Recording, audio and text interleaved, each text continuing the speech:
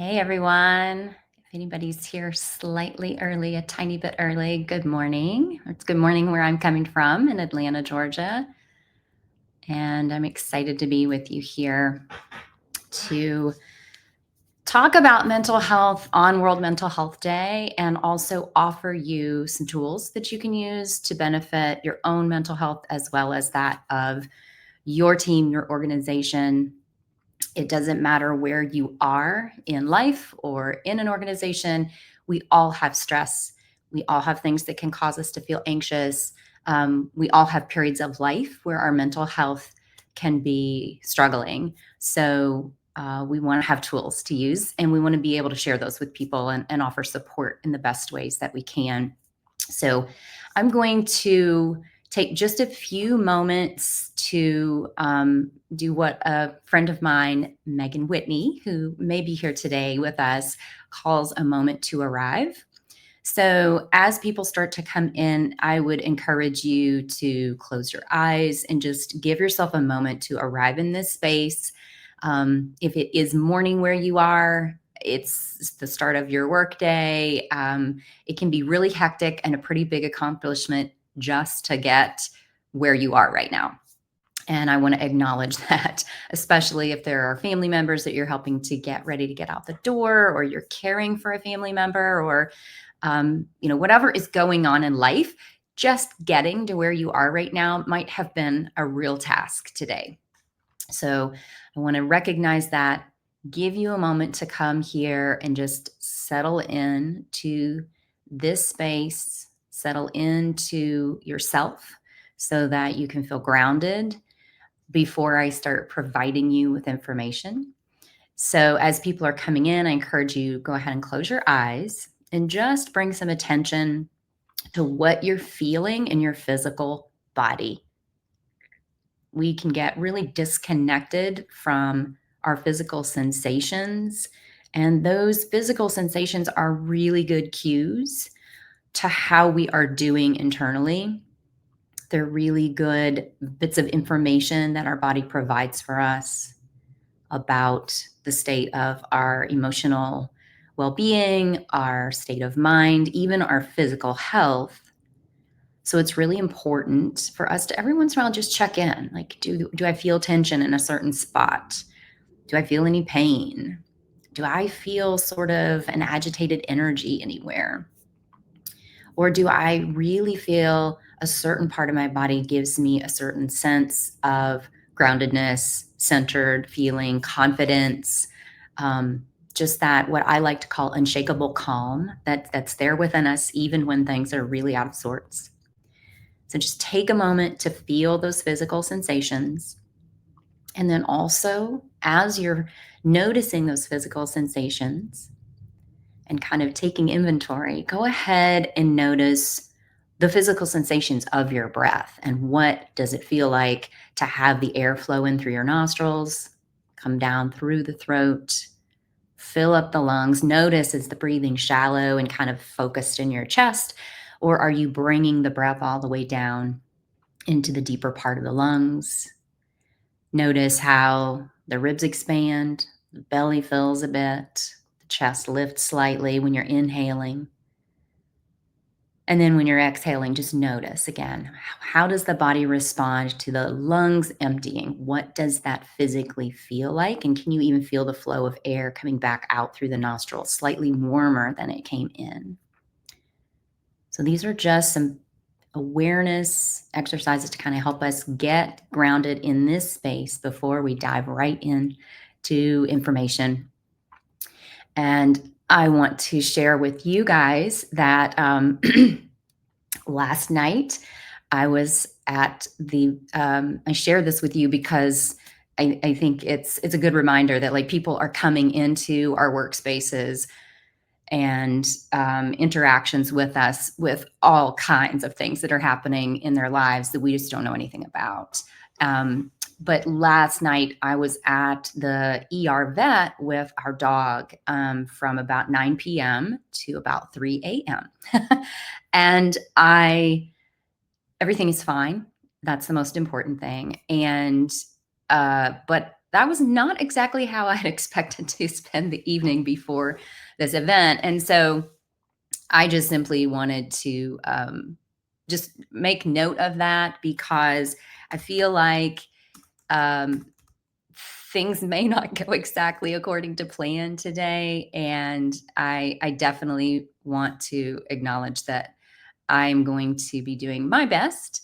And I just want to, just recognize that people are coming to us every day with who knows what going on in their personal lives. And if we can just have some compassion and know that people are usually doing the best they can, that goes a long way in helping to develop a culture where people feel supported and safe. And in those types of environments, people feel more secure. They generally perform better. They're more engaged. They really have more buy-in because they feel valued as a human being, not just an employee or a team member. So I like to just mention that as well. So I'm going to give me 1 second here. I'm just going to check on something. All right. And I will definitely be, based on all of what I just told you, relying heavily on my notes today. So, all that being said, I do want to dive in and get started with you.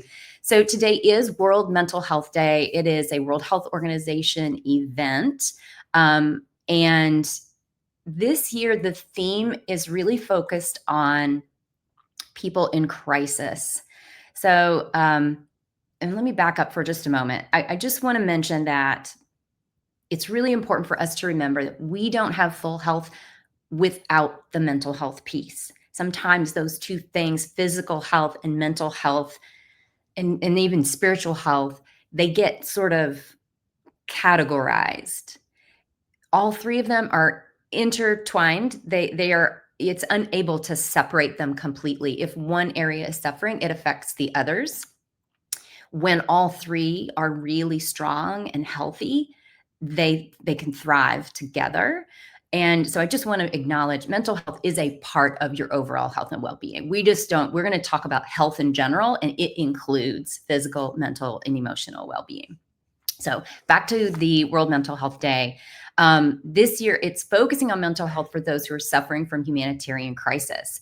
So while that may not be all of us are witness to a great deal of crisis and suffering around the world. And when we take care of ourselves, we are more equipped and better able to help other people who may need our assistance. And we also can have compassion for those folks too. Empathy, if we want to get into the weeds of these words, like empathy is sharing in the feeling that someone else may have and acknowledging that. But compassion not only validates their suffering or their pain, but it also has this aspect of wanting to be able to support and be helpful. So we talk, or I like to talk about self-compassion, because when we have compassion for ourselves and what we need and how we're feeling, we are much more able and ready to extend compassion to others. So I wanted to tie in the greater World Mental Health Day theme, and just acknowledge too that when we witness what's going on around the world, when we witness humanitarian crisis, it generally does affect us if we have some empathy and we have some compassion, and it can affect how we feel mentally as well and emotionally. So I want to recognize that. So let's jump in here today. I'm going to give you some statistics around stress. Which is, some people say, starting with the bad news. I'd like to start with some information that is like, here's how the state of things are, and give you those stats. And then I like to come back around and say, okay, but here's what we can do about that. To me, when we can identify a problem and have some really good data around that problem, then we can use tools that are science-backed and proven to address that problem and help to alleviate it.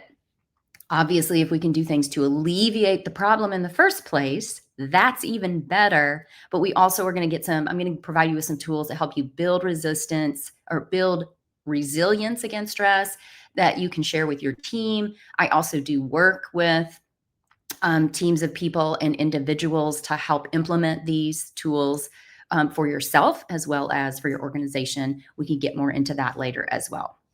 So, stress is inevitable. It's a part of life, and a little bit of stress is actually helpful to our system. But it's supposed to be a short term thing. It's supposed to um, take the physiological response that then will motivate us to do something to fix the problem that's causing the stress. That's a very simplified version. But when we have like a quick stress, like we get cortisol rises, adrenaline rises, and these are the stress hormones that are good in the moment because they help you notice and be on high alert and take action.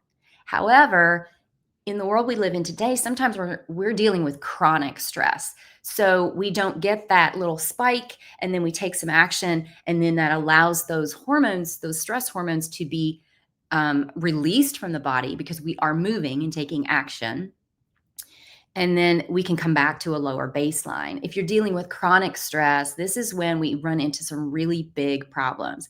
And some people are dealing with chronic stress and they don't even really realize it.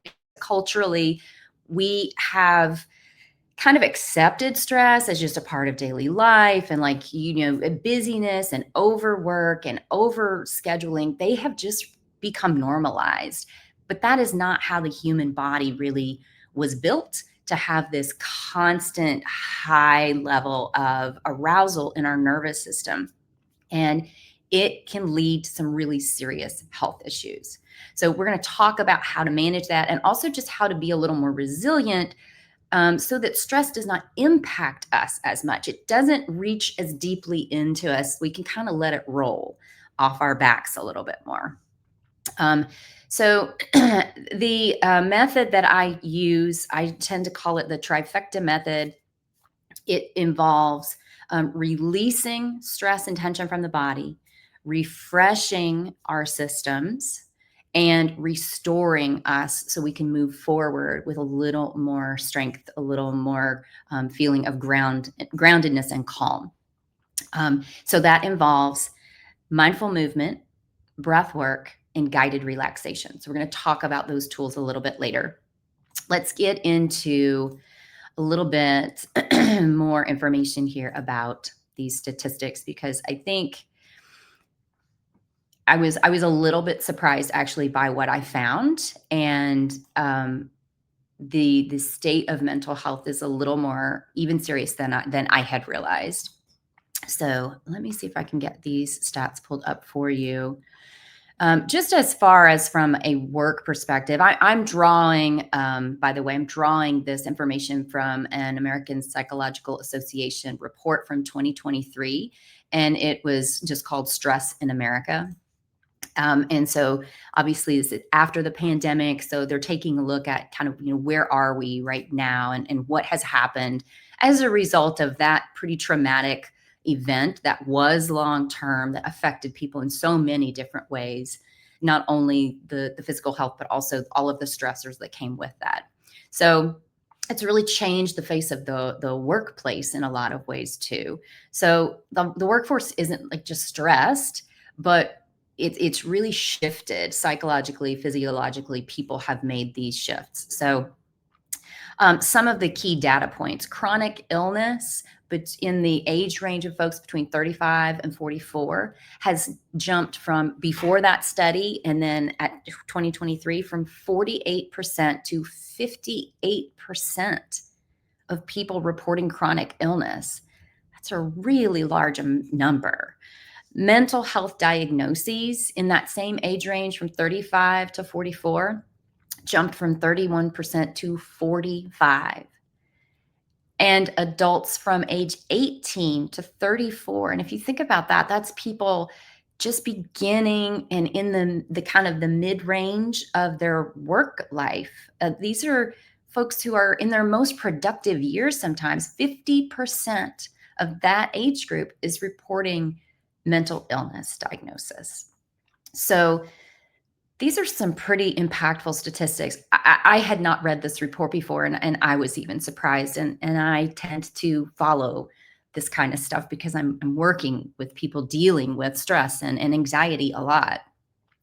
So mid-career professionals, often people in leadership positions, are some of the most stressed, because not only has there been this shift in the outer world, but your teams are bringing these things in with them. So you are trying to juggle so much if you are in a leadership position, and it is not easy. I'm not even going to hint that it is. You know that if you're there. So long-term stress alters our body's stress response because it raises those stress hormones that I talked about. It increases inflammation in the body, which, if you are tied into and have some awareness around that, inflammation, chronic inflammation, is a precursor for a lot of serious metabolic diseases, diabetes, obesity, heart disease, those kinds of serious things. It disrupts your natural immune response, and it affects focus, motivation, and just emotional regulation in general. So, this chronic stress, we really want to try to get some control over and work with it. We're going to work with what we have to work with and not pretend like it's not there and just push through, because that has been pretty normalized too. This pushing through the stress, if I can just get through this, and if I can just get to the vacation, if I can just, and that's just not enough. That just isn't going to work long term. You owe it to yourself and your teams, your people. They owe it to themselves to take good care of themselves, because the business implications around this are productivity declines because focus and energy are low. The creativity, the innovation, the creative problem solving, all of those things become more limited when people are in fight or flight type of situations. And if they're dealing with chronic stress, their nervous system is constantly telling them, you need to be vigilant. You need to be ready to fight or flee. And so because of that, the mind naturally is a little bit more like focused on survival. And so creativity and innovation suffer. So engagement and retention drop because, again, the same like survival instinct of our nervous system is on high alert. So it limits some of the things that the mind can do otherwise. Plus, you have healthcare and turnover costs that are rising because your people are not well. So there's a quote from this study: we cannot ignore that we've been significantly changed. To move forward post-traumatic growth, we must first understand the wounds that remain. And I would be willing to venture that there are some wounds also being created right now in 2025 when I'm recording this, because of the state of things that are going on in our world. I won't get into that. You guys all know what's happening as well. Um, So if we're looking at trying to build resilient teams, we really need to acknowledge there's a psychological toll that people are dealing with. We need to help create some structure around recovery and being supportive of that recovery that our people need. We need to model healthy boundaries and also respect when someone presents us with a healthy boundary around what they need to be their best and most productive self. And then we just need to train people, also train leaders in these resilience tools and methods. They're not difficult, they're simple, but the simplest things aren't always easy, which I'm sure you understand. The simplest thing to get up and take a walk in the morning, right? But how often do we do that? Great for our health. We know the benefits. So these simple things are not always easy, but we can build the structure to allow them to be part of our daily routines. To me, that is the most important thing. When you are including routines that support your emotional and mental health into your day, they're just part of your routine. They're part of what you do. You don't even have to think about them because they're part of your routine. That's the goal I want people to get to. So when resilience becomes part of your culture, then you have that creativity, that innovation can come back in because people are feeling safe. They're feeling like, hey, we're together in this, we're working together, and I feel safe. And I know that I can take some risks. I mean, there's a lot of things around risk and creativity. And so when the brain, our natural reptilian brain, our nervous system is like, oh, we're cool here. Like, this is a safe place. This is a safe space. I can take some risks because I don't have to worry about just surviving. That's when creativity really rebounds. Your engagement rises because, again, people feel safe. They feel invested and they feel valued. Retention stabilizes and health costs decline too. So people don't just need rest and time off. They need recovery tools, and they need to be able to express when they need more than just rest. They might need an adjustment in a work schedule. They might need a long-term look at their responsibilities. What's on their plate? What can they delegate? Is their ability to hire staff? I mean, there are so many different ways to help people and support the whole organization. Train your leaders. Measure well-being. There are some different ways that you can measure that. Self-reporting is one, but you can also look at other indicators that show the team is healthy, strong, resilient. And then invest in sustainable stress resilient programs, which is one of the things that I offer. All right, let's move on here. We talked a little bit about this trifecta method that I use. Together, those three practices, mindful movement, breath work, guided relaxation, all three are, again, I'm talking about three things working together: mental, physical, emotional well-being. And so the mindful movement, the breath work, the guided relaxation are working on all three together. So these three practices together really strengthen one another. They help to release tension.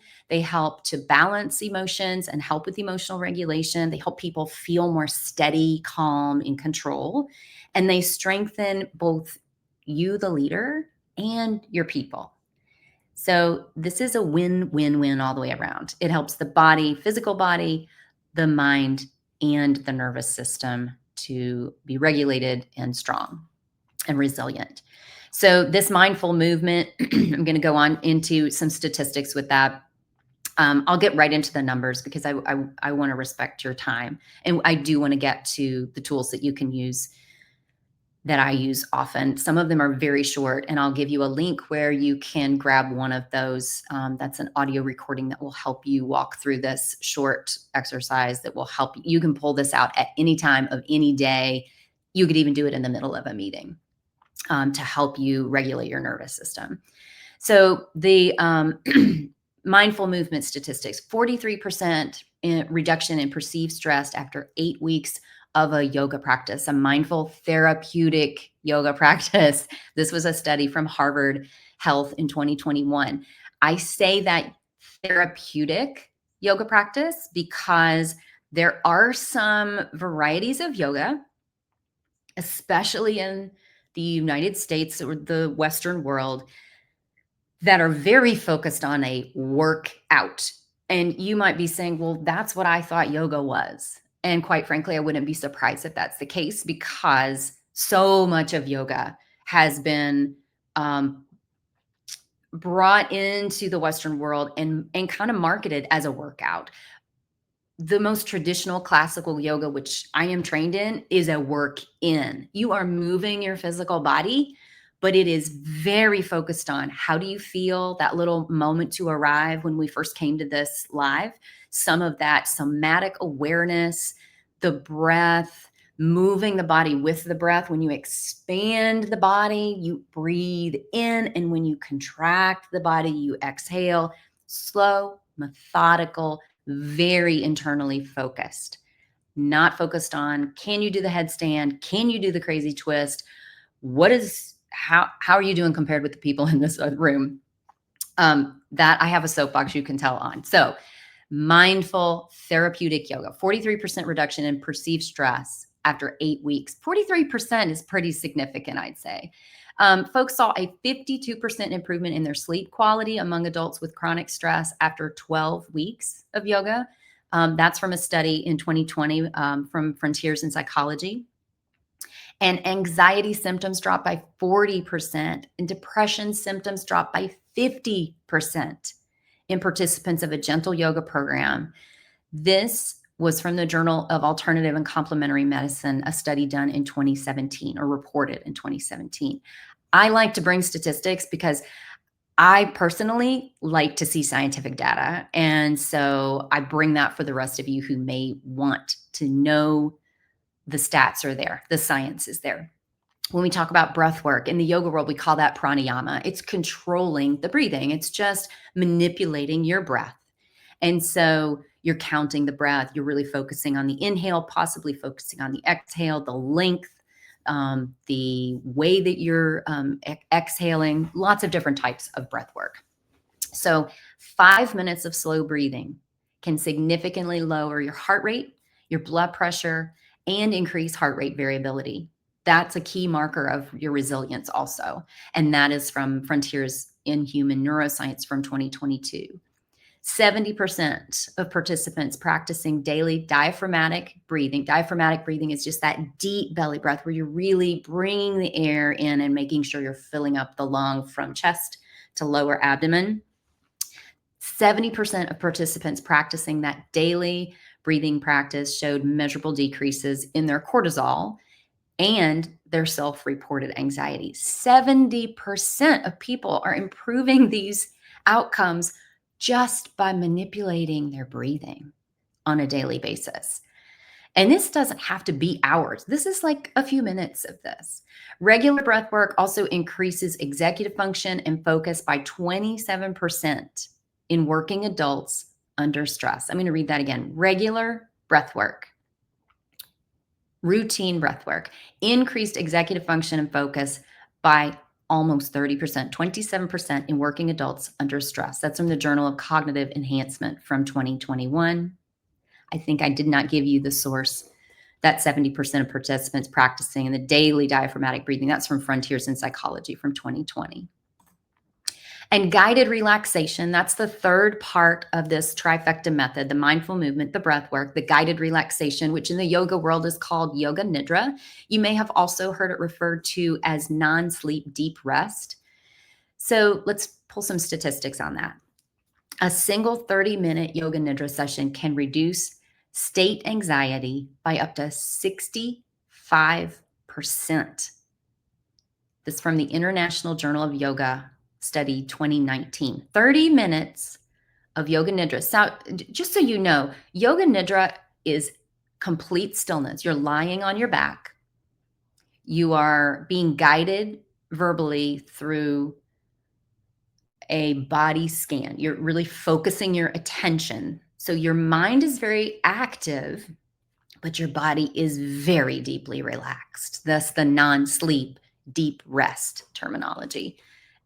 So it heals things at a cellular level because it is so connecting the physical sensation, the mental acuity and engagement, but also the nervous system is being so deeply relaxed. This yoga nidra also improves sleep latency and quality in 68% of participants after 4 weeks of consistent practice. Consistent practice, routine practice, daily is great.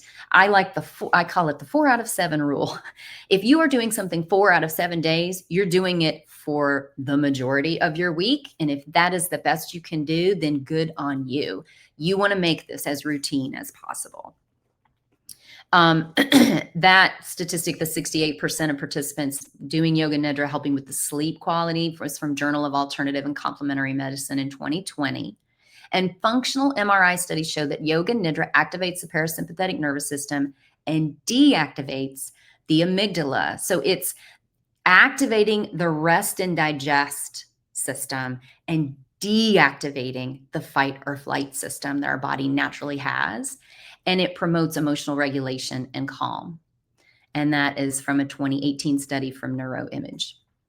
So the effect of this trifecta approach releases stress and tension, not just manages it, but allows the body to release it from our tissues because it builds up in here. And that is what leads to chronic illness, inflammation, all of these issues. If we can find a way to release the stress hormones by moving the body, because long ago, when you had a big stressful situation, you would run to get away from the tiger, or you would run to catch the elk for your food so you could eat. We had this way of moving the body when we felt the stress, that then those natural stress hormones that are physiologically required in a stressful situation so we can move at our fastest, be our most productive, react really quickly. Today, with chronic stress, our body's releasing them over and over, but we may not be moving. We may not be releasing that. We might just be in a tense meeting after a tense meeting after a tense meeting, and then we go home and have to deal with all of the stuff after work. So you can see how over time this really adds up. It's a silent, sneaky attack on our bodies all the time. Anxiety, through this trifecta method, is reduced and emotional balance can be restored. Teams can build resilience, they build focus, and they can gain this adaptability under pressure. If everybody on your team became more thoughtfully responsive and less emotionally reactive, what would that do? And that's just a rhetorical question for you. If everybody on your team could be more emotionally regulated, more thoughtfully responsive, especially in a stressful situation, and less emotionally reactive, what would that do? I just want you to consider that.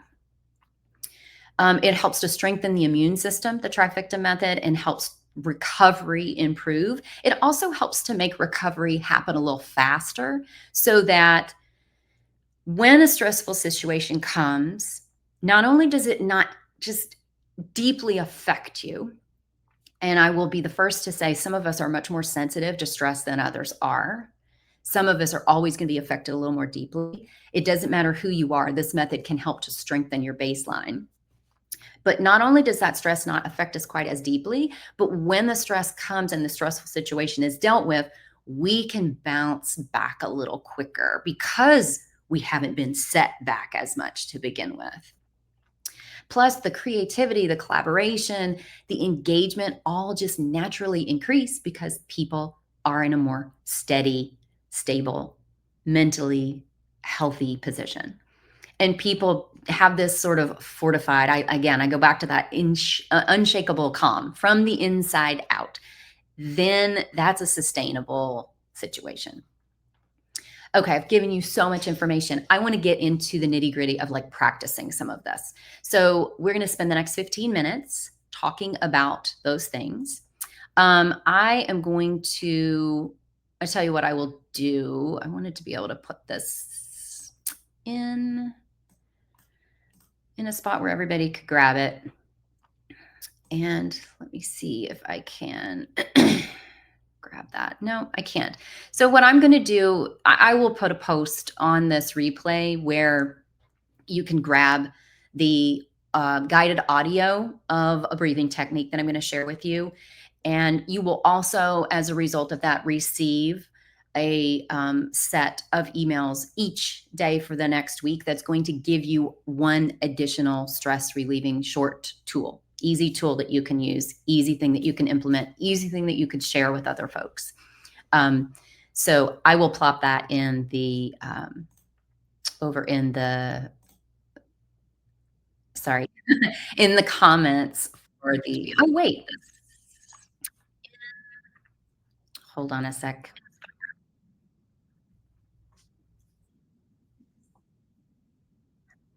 Sorry guys, you're getting double audio here. I found it.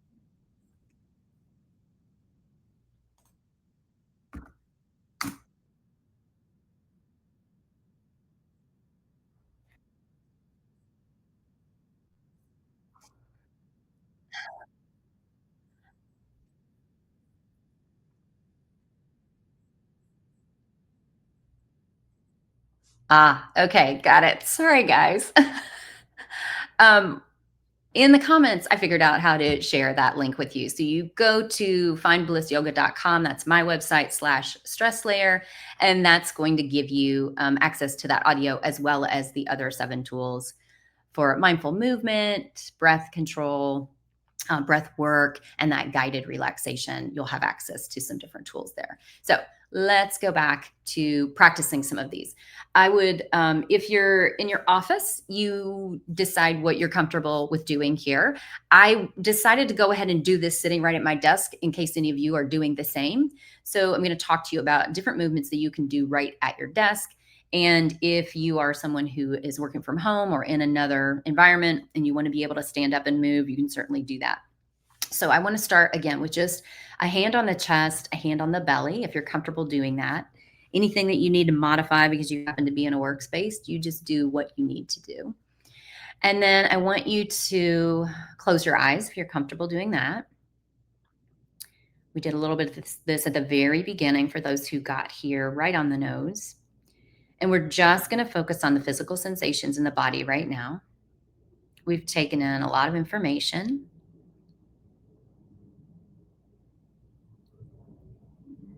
And we just want to really regulate the breathing here. So if it helps you to regulate your breathing, you might count to 6 slowly on the inhale. And then count to 6 slowly on the exhale. And as you are breathing, I really want you to think about and notice where you might feel the most calm, where you might feel tension in the body. How do the hands feel resting on the chest and the belly? If you have them resting there, are the fingertips chilly like mine? It's cool here this morning. Or do they feel warm? Does it give you a sense of groundedness just to have this little gentle pressure from the hands? And just notice if you can feel any shift at all from this regulation of the breathing, just in excuse me, equaling the length of the inhale to a count of 6 and the length of the exhale to that same slow count of 6.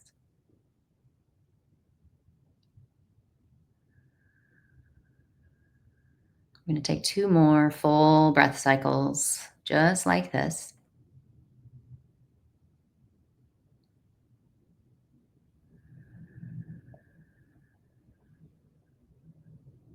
And then we're going to take a moment to let the hands just drop to the lap now. And this time we're going to extend the exhale 2 seconds longer than the inhale. And the reason that we're going to do this is because it helps to cue the parasympathetic nervous system, that rest and digest system, that we are very safe, that we are in control of the situation. This is a great breath practice to do before you are speaking, before you have an important meeting, before you're having a difficult conversation, to help you get very centered, to come into that calm that resides within you. It's there in each one of us. Sometimes it's hard to reach it, but it's there. And this cues our brain's natural system that regulates our emotions and says, hey, they are chill, like they're controlling the breathing, they're extending the exhale. That means we are safe. When we're in a flight or flight state, we have a very shallow, rapid breathing. So when we are slowing the exhale, it lets the body know we are safe, we're in control, we've got this. So let's do 2 more of those breaths, breathing in to the count of 6, breathing out to the count of 8.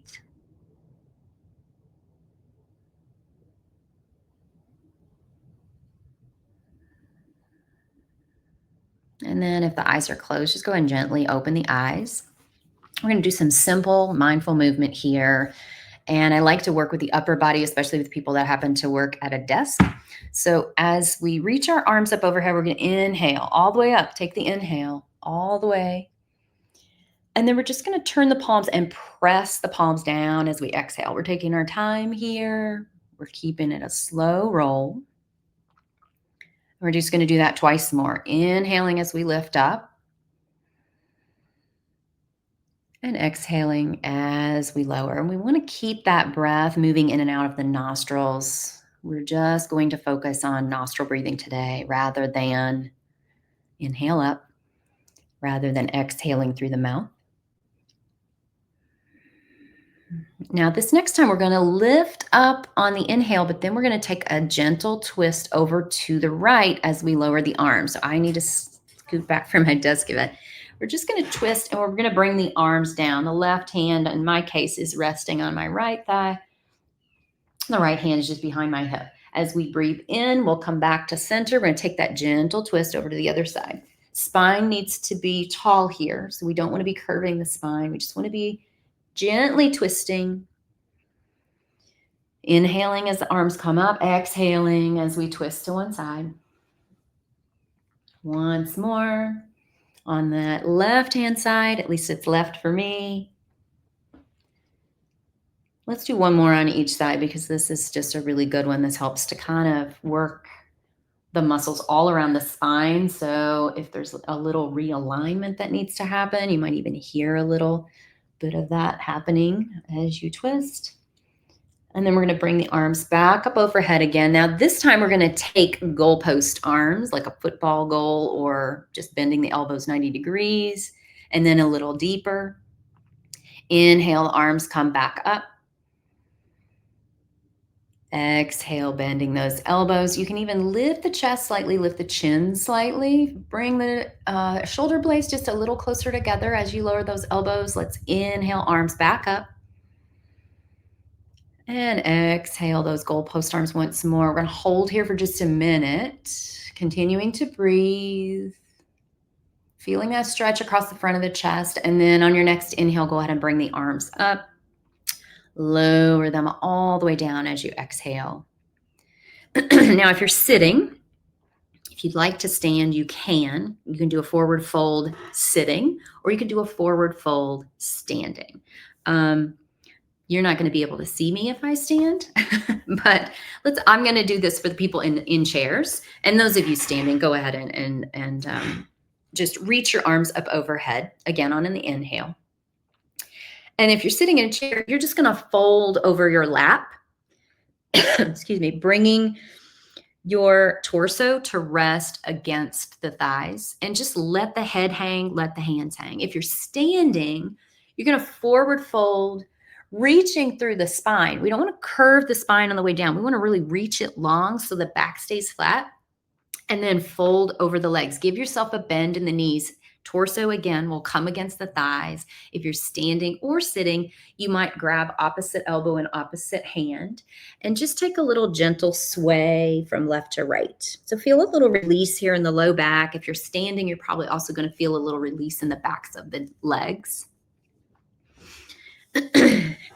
And then when you're ready to come back up, again, we want to keep the back as flat as we can because that's really much more healthy for the spine.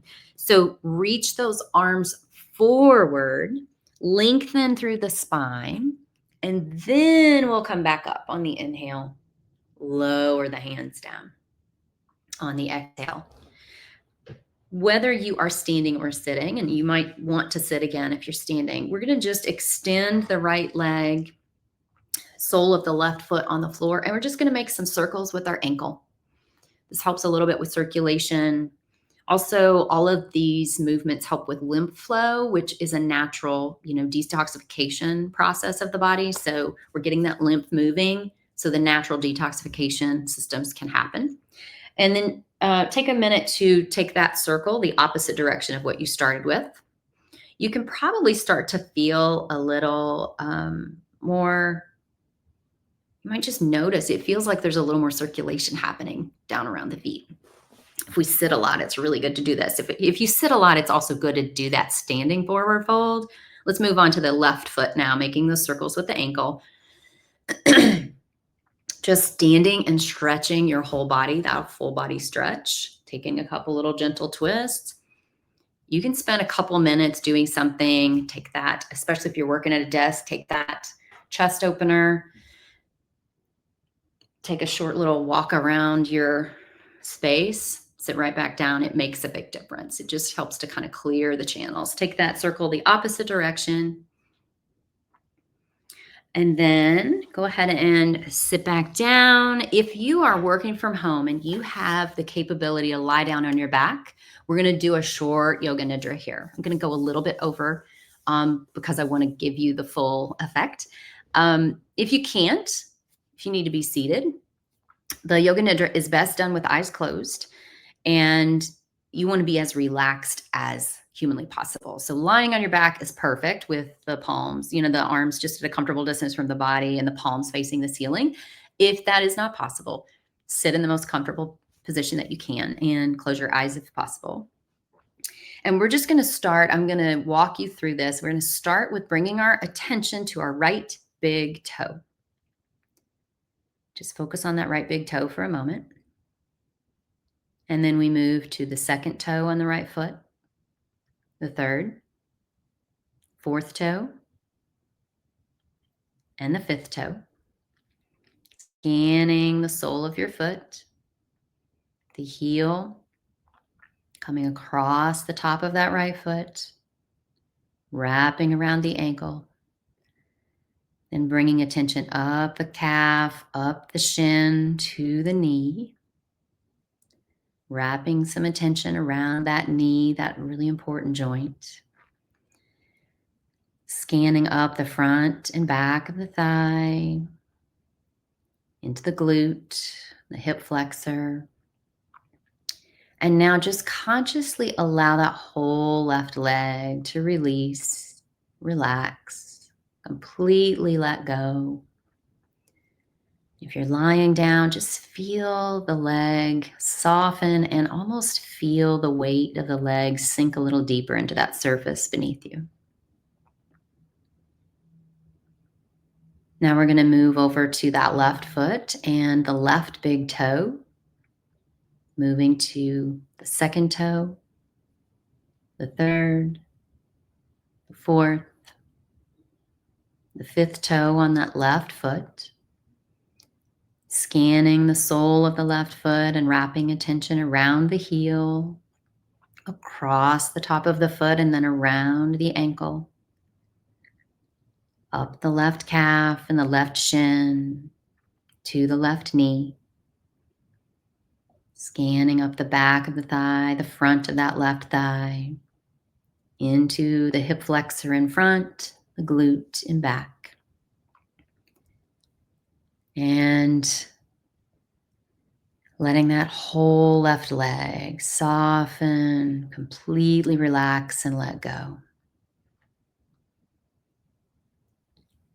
Now we'll bring some attention around the pelvis. We want to release and relax the muscles of the pelvic floor, the low abdomen, across the back of the pelvis and the sacrum, coming into the stomach area and the low back, relaxing any tension there, moving up around the ribs, up into the chest, the upper back, and the shoulders.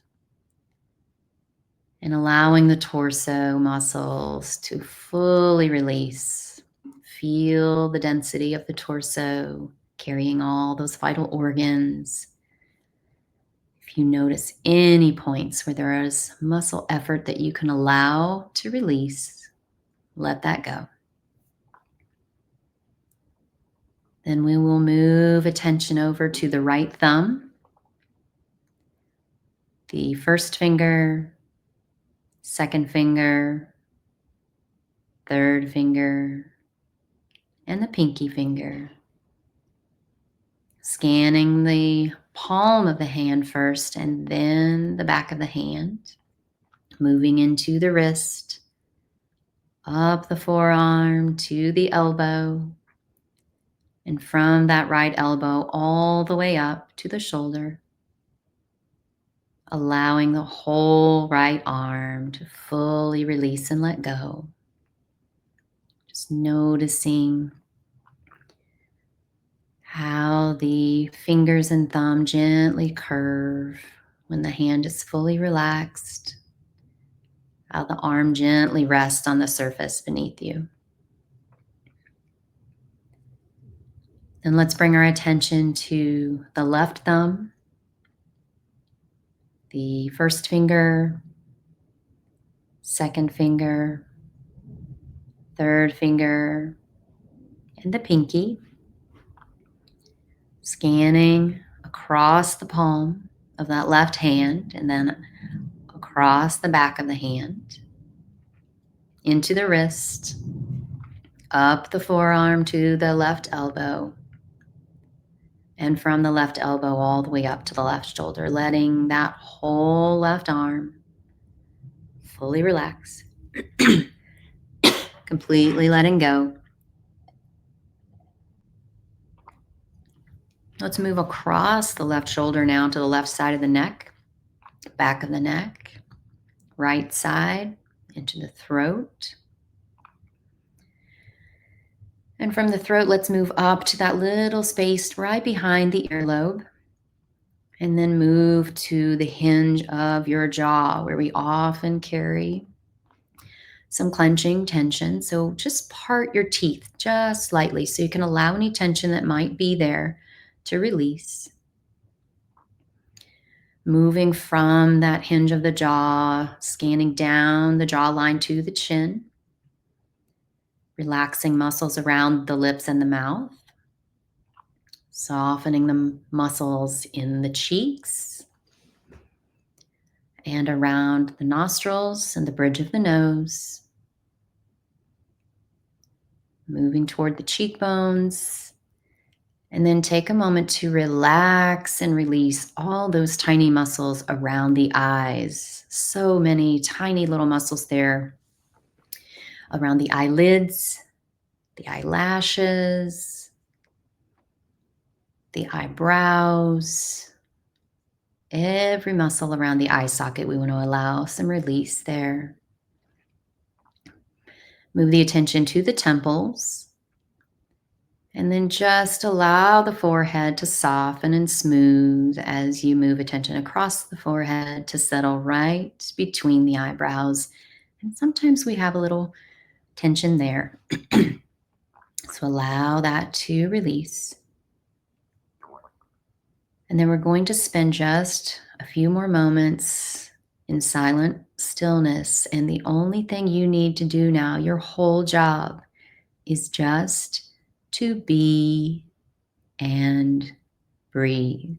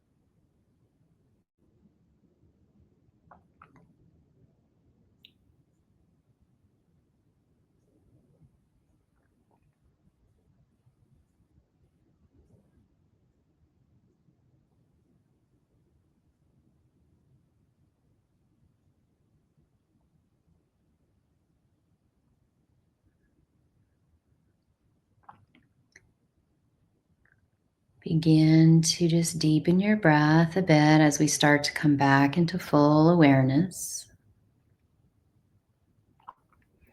You might go ahead and reach the arms overhead, take one of those full body stretches again, just to sort of wake everything back up after our relaxation.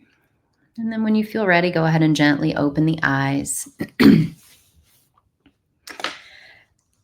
I am so glad that you are here to learn with me, to practice with me today. And I do hope that this little practice has brought you some peace and tranquility and that you can share that with other folks. And I firmly believe that when we do these practices for ourselves, that we also carry that peace that we're cultivating inside ourselves into the spaces that we go into. And we can then bring that energy into that space also.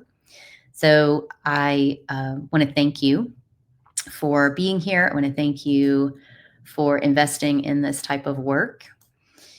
And I did put the link for the Stress Slayer audio recording in the chat. I'm also going to add one other way that folks may be interested in getting in touch and maybe just having a chat about working either individually, because I do one on one work with folks who are managing chronic stress, high level stressful positions, but I also do work with teams. And those both of those are really good things for us to have a conversation about first, so that we know A, what your situation is. I know what your situation is. B, what your goals are, what you're looking to achieve, and also designing a program that really meets those needs. Everything I do is customized to the individual or to the organization. So no two things look exactly alike, because obviously we're all unique individuals, and the organizations that we work for are also unique in different ways. So I did put a link to my Calendly calendar. So if you are interested in having a chat about working together in some capacity, I'd be happy to work with you. And I want to just thank you again for being here and taking part today. I hope it's been really helpful. And if you have any questions about anything that we did, or you want to know more, reach out, send me a DM. I am open to sharing more and answering any questions. Be happy to provide you with more information. Thanks so much. And I hope to see you at my next live. I'm not sure what the topic's going to be yet, but we're definitely going to do another one of these in November. And take care of yourselves.